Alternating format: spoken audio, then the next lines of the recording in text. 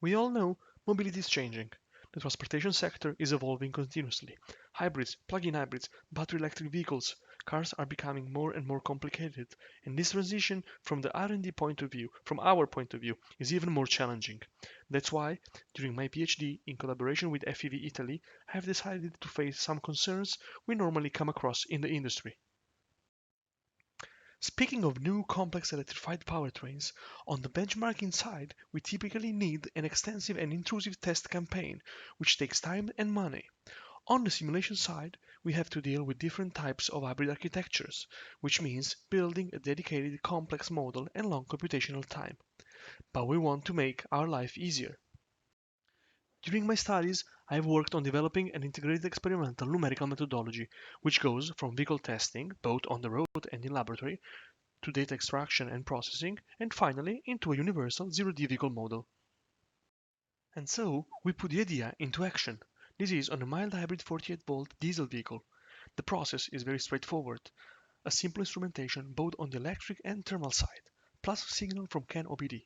Then we perform specific tests in order to fit the model, and lastly, we simulate the vehicle behavior in a virtual environment. Similarly, on a gasoline plug-in hybrid electric vehicle, a more complex architecture with two electric machines, vehicle testing allows us to characterize the powertrain components and to detect the logics behind the energy management system. This leads to an accurate simulation of the driving missions. Currently, I am dealing with an high-end premium plug-in hybrid electric vehicle, which features an automatic transmission.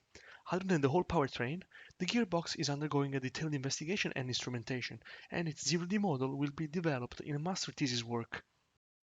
Finally, I have been supporting with my methodology the Joint Research Center of the European Commission. The European Commission researchers now benefit from a simple testing procedure for different hybrid and plug-in hybrid vehicles for regulatory purposes. Experimental data have been later used to train and extend the capabilities of COMPASS, a predictive model for a wide range of hybrid architectures, adopted for NEDC-WTC CO2 correlation for type approval. Well, you remember, these were the issues we face every day. And that's why we came up with an integrated methodology. On one side, the standardized test campaign is a simpler and more cost-effective procedure. On the simulation side, there is no need of a dedicated model for each type of hybrid architecture. With the lower calibration effort, the all-in-one hybrid vehicle model can be used as a virtual test rig in the pre-development phase for the new hybrid powertrains. Thanks for your attention.